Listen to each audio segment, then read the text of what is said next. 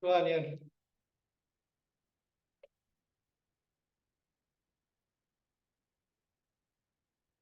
Esa seriedad, profe, ¿qué pasó? yo siempre soy así, Daniel.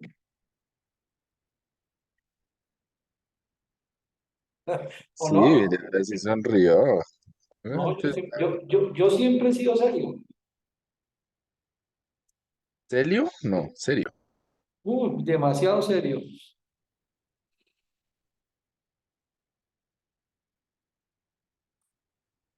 Hola, Mercedes, Sara y María José, ¿cómo están? Gracias a Dios. ¿Y tú? Bien, bien, gracias a Dios, bien, ahí vamos. Hola, profe, buenas noches. Hola, Sara, ¿cómo estás? Bien, profe. Ah, bueno, me alegra.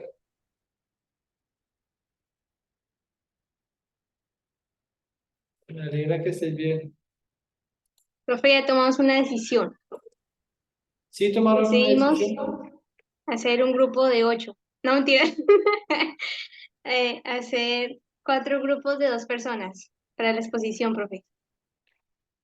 Cuatro, cuatro grupos de 2 personas. Ah, bueno, el Señor escuchó mis plegarias.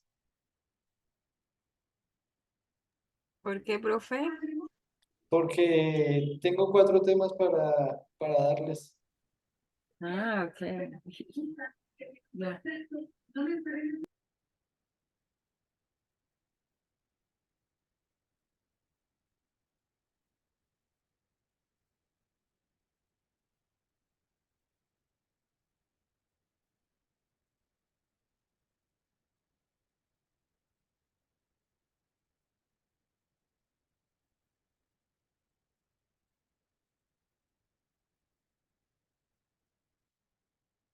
¿Y cómo quedaron?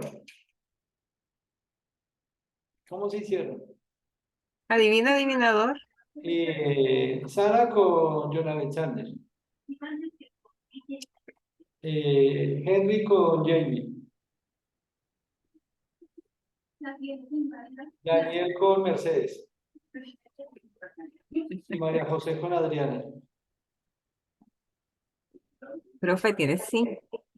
¿Y dónde está Adriana? La pregunta al público, ¿no? Ahí está.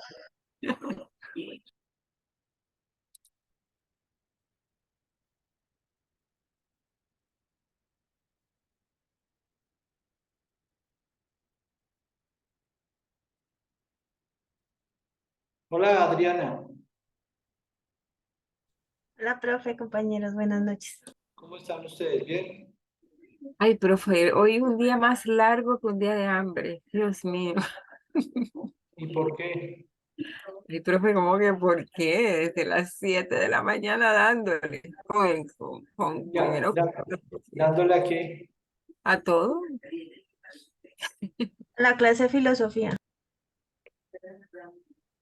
Ah, sí, cierto que ustedes están en esa clase. No, Pero les ha ido bien. sí, profe, gracias a Dios. Pues filosofar a las 7 de la mañana no es como muy sencillo, profe, pero ahí vamos bien. Pero es chévere, profe, la verdad es que nos gozamos de, no con, sino de los pastores. Son divertidísimos. Ah, bueno, eso es lo importante. Sí. Que no se estudia, pero se goza. Pero- 7, solo falta. ¿Quién falta? Jamie y John Alexander. Pero bueno, ahí está Henry que representa a Jamie y Sara que representa a John Alexander, ¿cierto? Vale. Lo que pasa es que, lo que pasa es que la verdad no es nada fácil trabajar esto de Apocalipsis. Les soy muy sincero. Estuve trabajando mucho sobre el contenido y averiguando por uno y por otro, y finalmente logré en estos días encontrar esta estructura que me llamó mucho la atención. ¿Listo? Hay 3 secciones el 1, 3, del 4 al 7, escrito en medio de los 7 candeleros de oro, el libro sellado con 7 sellos y las 7 trompetas de juicio. Pero luego vienen estos temas. La mujer y el hijo varón perseguidos por el dragón y sus ayudantes, refiriéndose a la bestia y la ramera. Capítulo 12 al 14. El 15 y 16, las 7 copas llenas de la ira de Dios. El 17 al 19, la caída de la gran ramera y de las bestias. Y el 20 al 22, el juicio sobre el dragón, Satanás, y después el cielo nuevo y la tierra nueva, la nueva Jerusalén. Entonces, ya pensando que ustedes pusieran estos 4 últimos, ¿listo? Pues por cuestión de tiempo no podemos hacerlo exhaustivo, ¿listo? Yo voy a tratar mañana de abarcar esto, más que tratar de esos capítulos, es darles unas explicaciones generales a manera introductoria del libro de Apocalipsis, muy general, ¿sí? Para no quedarnos en tanto detalle. Y que ustedes puedan hacer una exposición de esos 4 temas, ¿listo? Es así como están divididos por capítulos, ¿listo? La primera sección es el conflicto en la tierra. La iglesia perseguida, la iglesia sale victoriosa y es vengada y protegida, ¿listo? Y en la segunda parte, lo que ustedes les pondrían es el significado espiritual más profundo. Cristo y por ende la iglesia, perseguido por el dragón Satanás y sus ayudantes. Cristo y la iglesia salen victoriosos. Sería el tema estos 4. ¿Listo? Para que ustedes hagan una exposición de, como les digo, no detallada, ¿sí? De manera general, lo que podríamos entender en cada uno de esos capítulos sobre esos temas. ¿Listo? El asunto, como les digo, es de tiempo. Estamos en calendario. Hoy estamos a 7. Ahorita yo termino, me queda pendiente algo de las cartas de Juan, ¿cierto? Un poquito. O ya terminamos. No, me queda la última parte. Termino la última parte. Si alcanzo a empezar lo de Apocalipsis hoy y mañana, trabajo hasta toda la parte general de Apocalipsis, como les digo, y el próximo martes. ¿Listo? La idea sería para que miércoles de la próxima semana y martes y miércoles de la siguiente, ustedes hicieran esas exposiciones. ¿Cómo se haría? La próxima semana, el miércoles, harían la exposición 1 hora sobre este tema, 1 hora de clase. ¿Listo? La siguiente semana, 1 hora de clase, como es el martes solo tenemos 1 hora de clase, expondría este. Y el último miércoles, que sería el 22, se expondrían estos 2. O sea, la primera hora de clase, este grupo, y la segunda hora de clase, este grupo. Ahí nos darían las 4 horas apenas. ¿Listo? Como para que tengamos unas generalidades de Apocalipsis, como les digo. Como no es una sola materia, pues no vamos a entrar en todos los detalles, pero sí vamos a ver cosas que resalten en esos capítulos. ¿Listo? Que ustedes nos hagan ver, por ejemplo, pues las 7 copas llenas de la ira de Dios, pues es mostrarnos cuáles son las 7 copas y los posibles significados que hay detrás de él. ¿Listo? Lo mismo aquí cuando se habla de la mujer y el hijo varón perseguidos por el dragón y sus ayudantes, refiriéndose a la bestia y la ramera.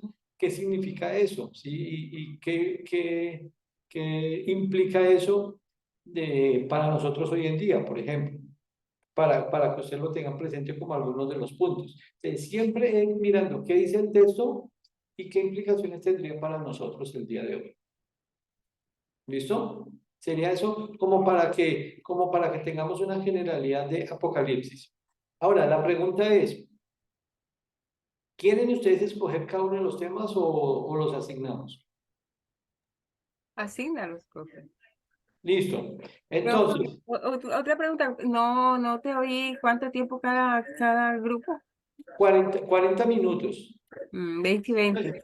O sea, el 15, por eso les digo, para que nos dé el tiempo, el miércoles 15, es decir, miércoles de mañana en 8 días, iría el primer grupo, capítulos 12 al 14. El martes 21 iría en segundo grupo. ¿Listo? El martes 21 iría el segundo grupo de los capítulos 15 y 16. Y el miércoles 22 serían los otros dos grupos. Capítulo 17 al 19 y 20 al 22. ¿Sí? Ahí nos darían las 4 horas de exposiciones apenitas. ¿Listo? Entonces, yo voy a hacer aquí cuatro salas y de acuerdo al orden que salga, yo les digo más o menos cómo van a quedar. ¿Listo? Entonces, en el primer grupo, Daniel y Mercedes.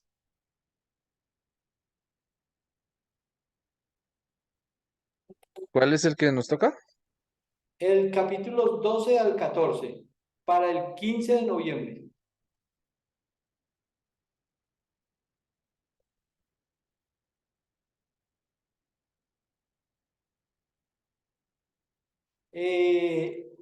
Henry, como Henry tiene dos usuarios, pues era más fácil que quedara en cualquier sala.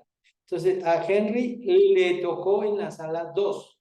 Quiere decir, Henry y Jamie. Henry está por ahí, ¿sí? ¿Escucha? Sí, profe, aquí estoy. Henry, capítulos 15 y 16. Las 7 copas llenas de la ira de Dios. Ustedes irían el 21 de noviembre.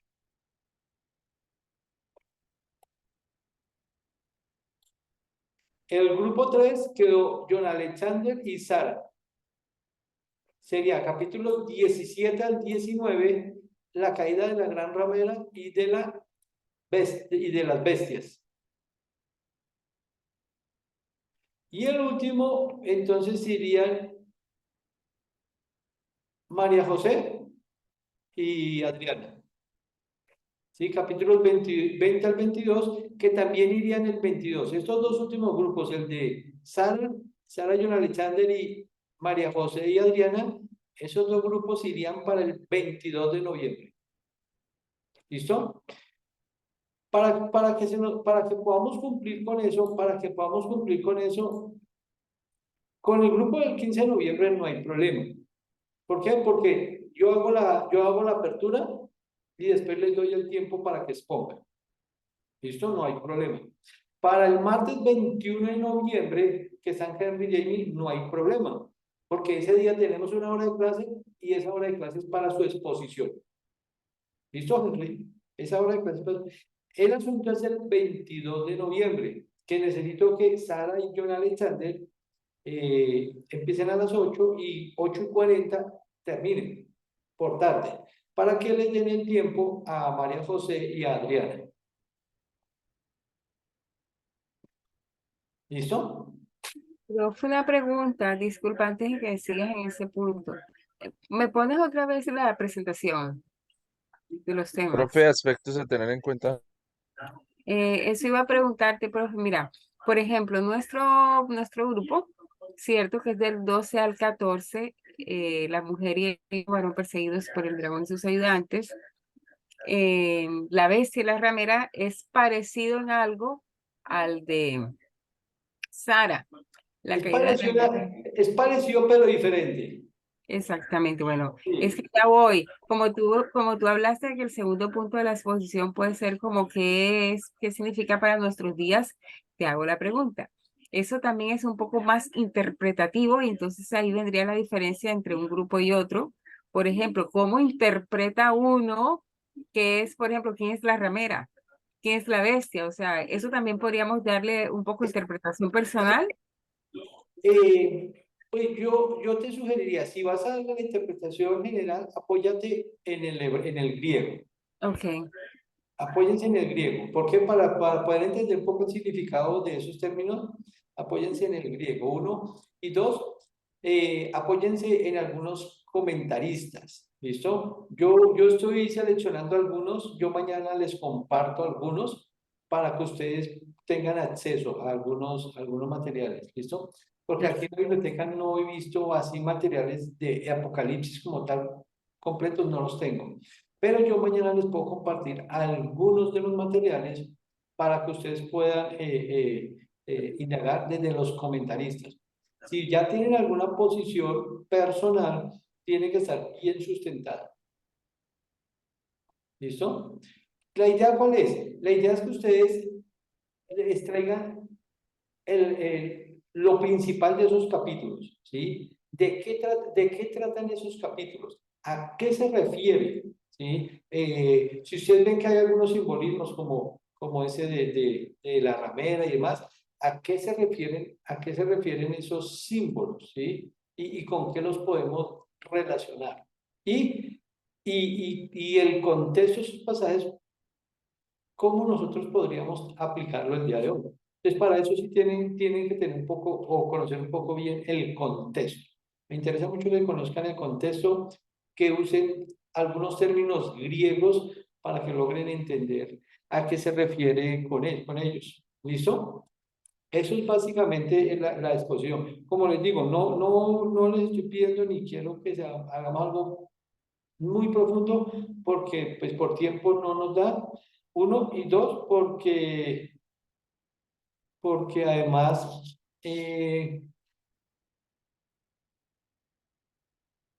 Apocalipsis es muy complejo y se requeriría que fuese una materia independiente si quisiéramos profundizar y detallar.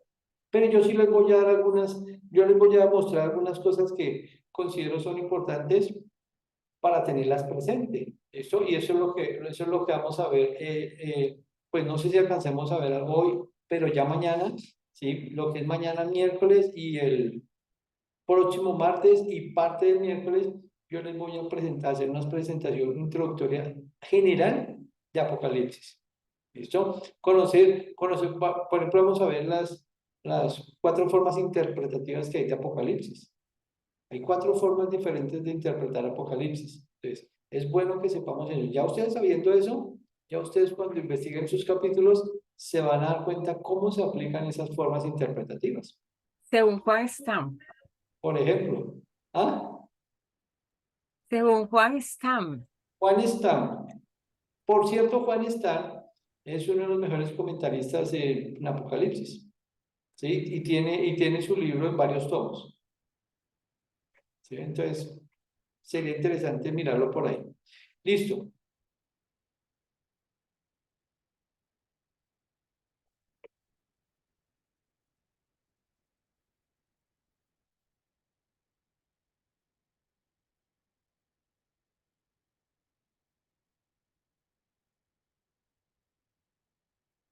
Listo, de las cartas de Juan. Ya creo que habíamos visto vimos hasta el tema de la segunda carta, ¿cierto? Para recordarles, recuerden que el tema central de la primera carta tiene que ver con los fundamentos de la fe, ¿sí? Los fundamentos de la fe. Y esos fundamentos de la fe, ¿sí? Son 3. Fe verdadera en Jesús, que es la sana doctrina, la obediencia a sus mandamientos y el amor a Dios y a nuestros hermanos. Sana doctrina, obediencia y amor. ¿Y todo para qué? Para un propósito, tener gozo, santidad y seguridad, confianza. ¿Listo? Pero dijimos que en el tema de la segunda carta también tiene que ver con los fundamentos de la fe. ¿Cuáles son los fundamentos de la fe? Los mismos. La sana doctrina, el amor y la obediencia. Son los mismos que tiene la primera carta. Sana doctrina, amor a Dios y obediencia. ¿Sí ve? Entonces, esas 2 cartas van muy relacionadas en cuanto a esos fundamentos de la fe. ¿En qué cambia? Pues aquí el propósito es para tener gozo, santidad y seguridad en Cristo Jesús. Aquí, esos fundamentos de la fe es con un propósito, ¿sí? Y el propósito es un uso adecuado de la hospitalidad. Un uso adecuado de la hospitalidad. Entonces, no estamos llamados a una aceptación universal de cualquiera que clame ser un creyente, ¿sí? El amor debe tener discernimiento. La hospitalidad y la amabilidad deben concentrarse en aquellos que se adhieren a los fundamentos de la fe. Y Juan es claro en eso. Los que no traen la verdad no los reciban. Él les da una patada y chao. ¿Sí? De lo contrario, los cristianos estaremos ayudando a los falsos maestros. La sana doctrina debe servir como la prueba del cristianismo genuino y como la base de la separación entre aquellos que profesan ser cristianos y aquellos que realmente no lo son. Entonces, en eso hay que ser sabios, ¿sí? Si yo voy a algún sitio de visita, pues a mí me reciben bien porque yo soy o estoy adherido a la verdad, a la sana doctrina, ¿sí? Pero, sin embargo, es bueno cada vez que uno va a hospedar a alguien, saber realmente a quién va a hospedar y por qué. ¿Cuáles son los destinatarios de la segunda carta? Ya dijimos la señora elegida y sus hijos. Dijimos que la señora elegida posiblemente se refiere a la iglesia y sus hijos se refiere a los miembros de la iglesia. Y es una forma simbólica en la cual escribía Juan.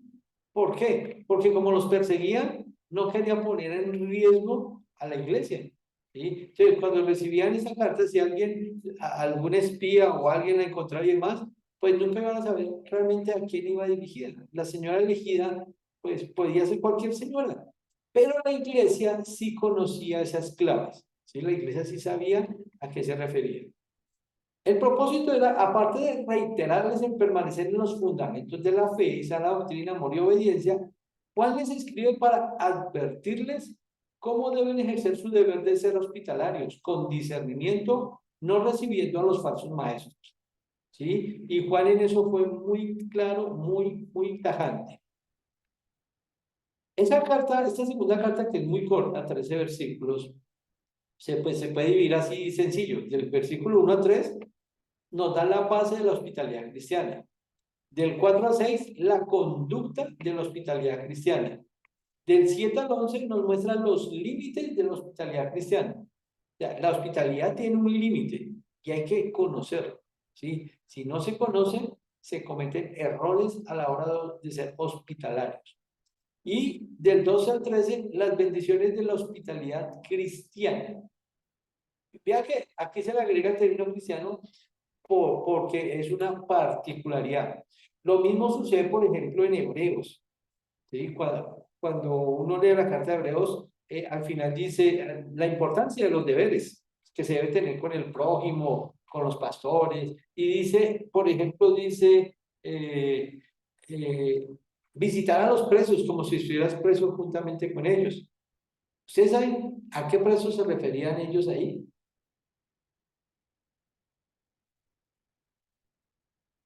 John Alexander. Pues yo creo que eran los presos de, pues los mismos compañeros que habían apresado en la persecución, Claro, es decir, creo. presos por causa del evangelio. Ahí no dice que visitaran a todos los presos. Ahí decía que visitaran a los presos que habían sido detenidos por causa del evangelio. ¿Sí? Y en muchas de las cartas, cuando se ponen estas características, siempre van dirigidas a los mismos miembros de la iglesia. No van abiertas para todos. Y nosotros muchas veces confundimos eso. Decimos, es que, debemos amar al prójimo, entonces a todos los tratamos por igual. Miren que no. Miren que Juan y los escritores de las cartas nos dicen, debemos tener cuidado porque hay unos límites. No a todos los vamos a tratar igual, ¿sí? A los que son de la familia de la fe, los tratamos como miembros de la familia de la fe. A los que no lo son, hay que tratarlos con sospecha. ¿Sí? No quiere decir eso que no podamos ir a las cárceles a evangelizar, que ya eso es otro tema, irnos a evangelizar, pero ya es un trabajo misionero. Pero la obligación nuestra es ir a visitar a los hermanos en la fe, no dejarlos solos, y sobre todo cuando por causa del evangelio están detenidos. ¿Sí? Aunque hoy en día pues encontramos muchos cristianos, y hoy en día, miren, yo he trabajado en cárceles por más de 20 años. Desde que empezó la pandemia no he vuelto. Pero yo puedo decir, desde mi experiencia, más de la mitad de los que supuestamente se convierten en la cárcel, lo hacen simplemente buscando algunos beneficios. Porque cuando salen de la cárcel, vuelven a sus andanzas. más de la mitad, o por lo menos de lo que yo conozco. De lo que yo conozco. Hay algunos que se escudan diciéndole a uno, porque me lo han dicho, profe, es que yo salí y yo quería hacer las cosas bien, pero nadie me dio trabajo. Pues yo volví a hacer lo mismo que hacía antes, que fue la única opción que tuve. O sea que no tiene un convencimiento de Cristo. Porque quien tiene convencimiento de Cristo sabe que puede tener, bueno, con el favor de Dios puede tener algunas otras oportunidades. Pero eso se da mucho. Entonces, a mí me llama mucho la atención eso. Porque no es pasar uno por grosero con los demás, pero sí saber hasta dónde uno trata con los demás. Sí, hay un límite, ¿sí? Y hay unas bendiciones para cuando uno es hospedador o trata de manera amable a los que son miembros de la familia de la fe. Y la tercera carta, Juan, es la recomendación del uso correcto de la hospitalidad cristiana y la condenación por faltar a ese uso correcto. O sea, aquí en la primera, en la segunda, nos hablan de que los fundamentos de la fe nos deben llevar a ser hospitalarios.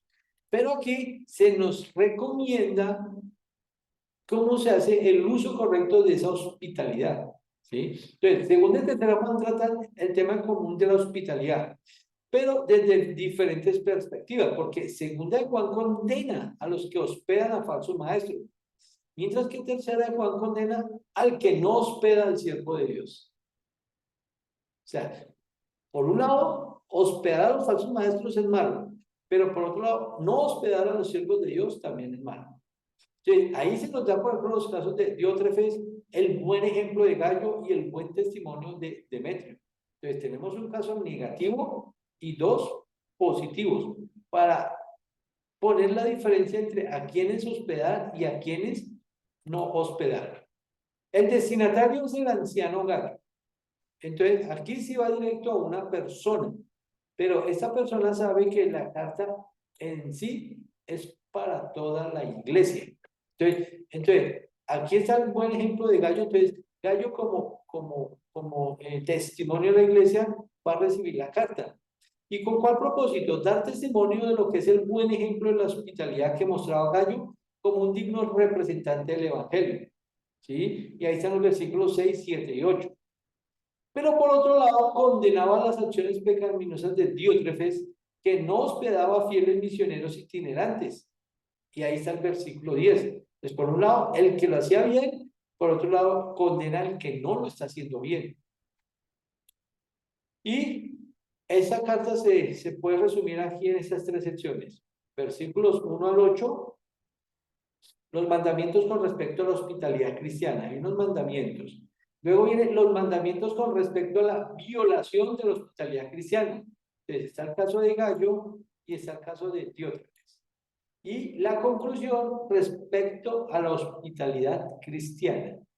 ¿Listo? Recordemos que la hospitalidad cristiana y el buen discernimiento en el uso de ella son importantísimas.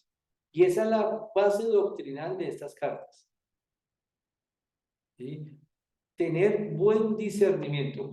¿Recuerdan ustedes que en el Antiguo Testamento cuando se hablaba que llegaron los ángeles donde Abraham los hospedaba, los alimentó? Es porque en últimas esa es una práctica cultural de esa zona desde la antigüedad.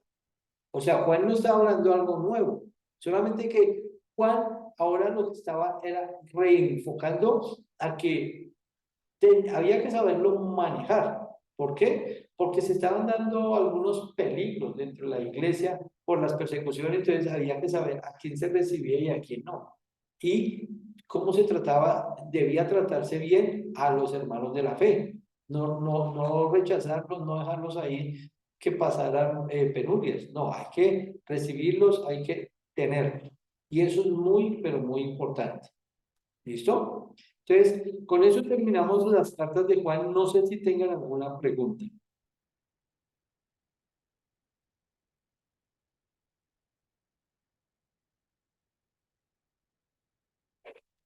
John Alexander.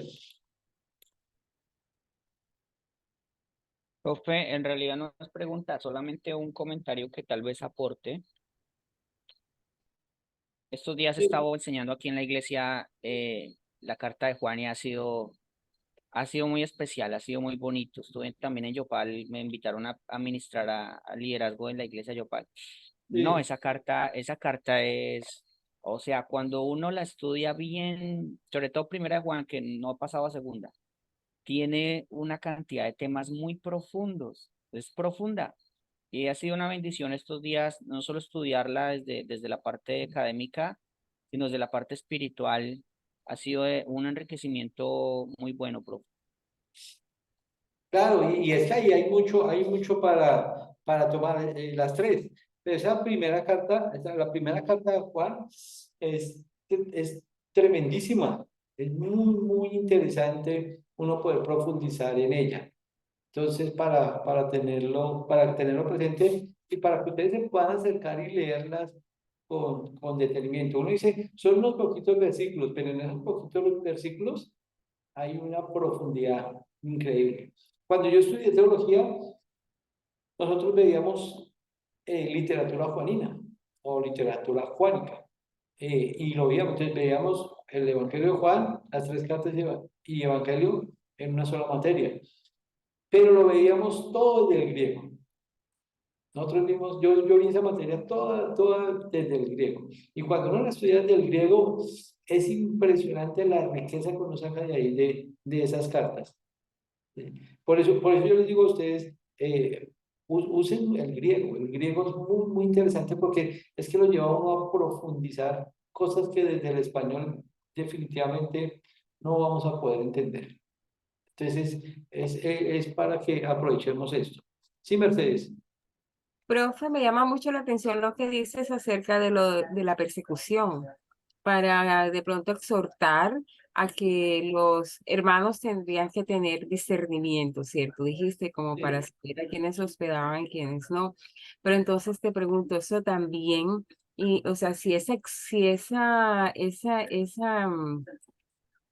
esos versículos, esos textos sobre el exhortar a que se debe no solamente discernir, sino que se debe ser hospitalario. Eso quiere decir que lo normal también era que no, que lo rechazaran precisamente por la misma causa, por miedo o por ser un poquitico cuidadosos de quienes sí, quienes no. O sea, que también entonces al lado de la costumbre, de la hospitalidad, estaba la contracostumbre, o sea, que estaban olvidando esa costumbre por el miedo, por el momento en que vivían. Sí, claro, por eso tenían que ser muy cuidadosos, porque podía llegar cualquiera y hacerse pasar por un cristiano y lo que quería era mirar si ahí se congregaban, si se reunían, para luego llevarlos presos. Entonces, había que saber a quién se recibía y a quién no.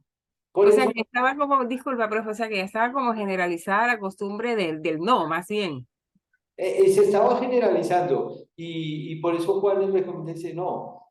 A esos no, pero a esos sí, no los descuiden, porque es que hay algunos que están descuidando la hospitalidad y tampoco. O sea, no nos vayamos al otro extremo, ¿sí? Y por eso los códigos en las cartas, algunos de los códigos que utilizaban eran para protegerse porque para que no ubicaran a las iglesias tan fáciles, porque habían algunos que se reunían en casas, a escondidas y demás. Entonces, tenían que manejar tener muchas precauciones, pero sobre todo discernimiento, que es lo más importante que se les pide a ellos ahí, discernimiento.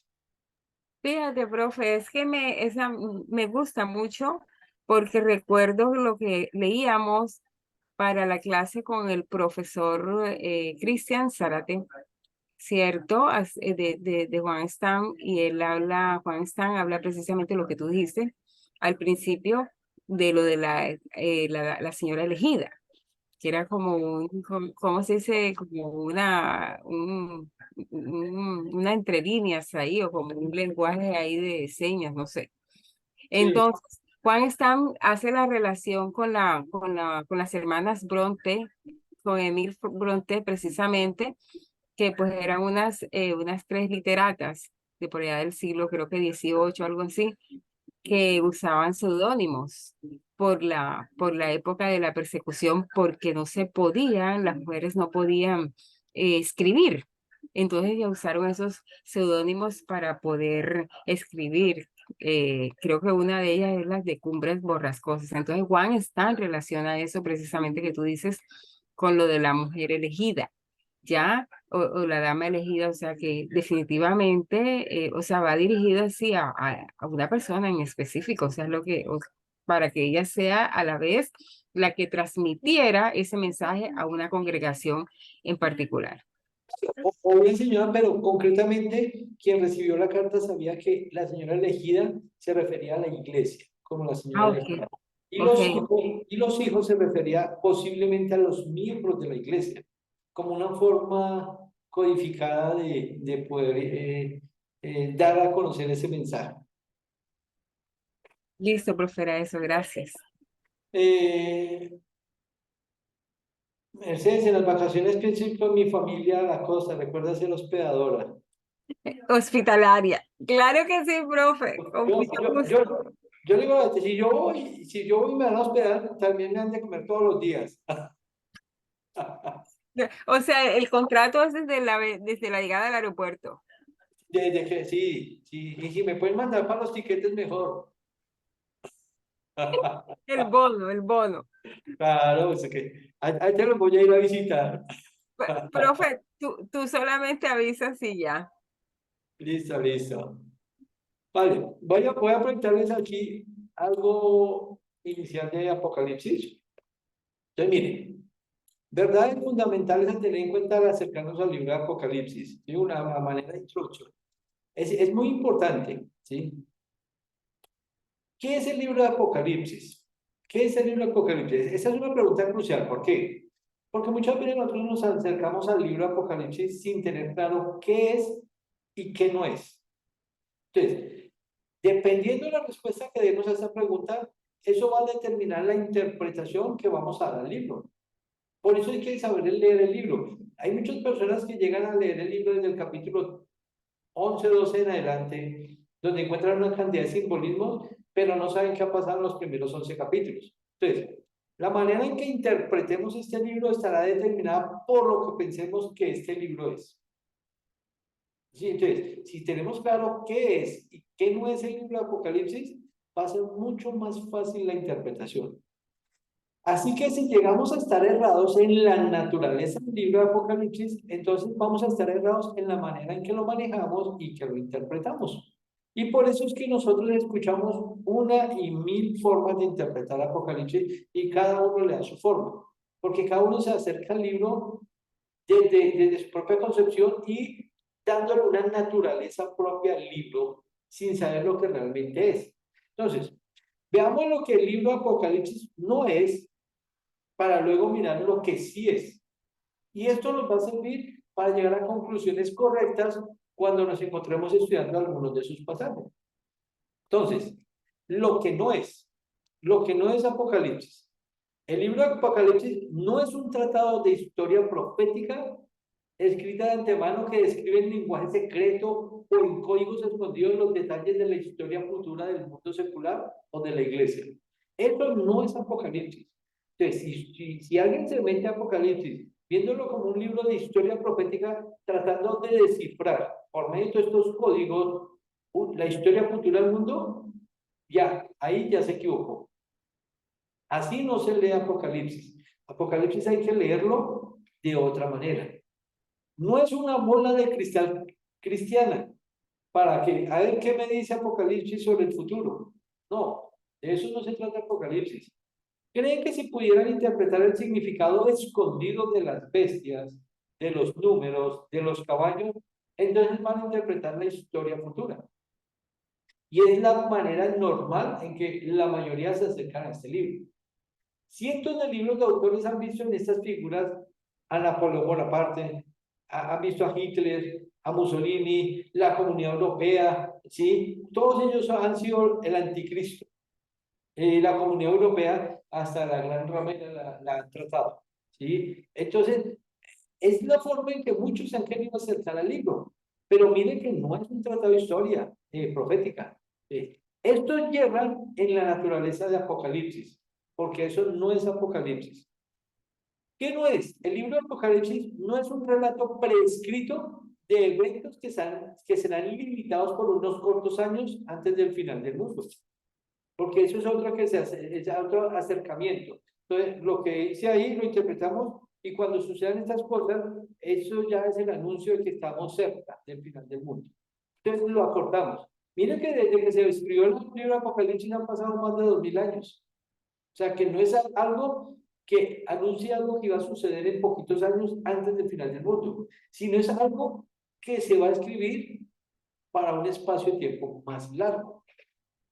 Hay personas que se acercan al libro de Apocalipsis con la idea preconcebida de que, aparte de los primeros 3 capítulos, todo lo que se habla desde el capítulo 4 hasta el final describe un corto segmento de la historia del mundo, 3,5 años o 7 años, antes del regreso del Señor Jesucristo para establecer un reino milenial. Y que luego tenemos la descripción de ese reino milenial y luego el fin del mundo. O sea, ese Apocalipsis lo limitan a eso, a máximo 7 años. Lo interpretamos y eso es lo que va a pasar en los últimos 7 años de la historia. Y eso no es cierto, no es correcto, tampoco se debe ver Apocalipsis así. Estos también yerran en la naturaleza de Apocalipsis, porque este libro no se enfoca únicamente en los últimos 7 años antes del fin del mundo. Ahora, ¿qué es Apocalipsis? Un libro de revelación. ¿Listo? Pero lo dejamos para mañana. Váyanse con esa idea de lo que no es Apocalipsis, piensen en eso que yo les dije y luego a medida que avancemos nos vamos a dar cuenta la manera que nos hemos ido acercando a Apocalipsis, si es correcta o no, y cómo debemos acercarnos verdaderamente al libro. ¿Listo? Profe, Entonces, muéstrame por fin la diapositiva antes de la última, profe. De la primera que dice no es.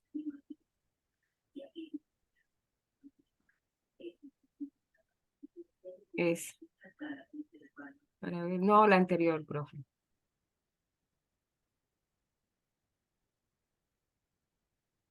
Ya, listo. Gracias, profe. ¿listo? Sí, gracias. ¿Listo? Entonces, con el favor de Dios, nos vemos mañana miércoles. Amén, profe. Gracias. Chao. Gracias, profe. Chao, Ay, compañeros. profe, Venga, no se les olvide- mañana.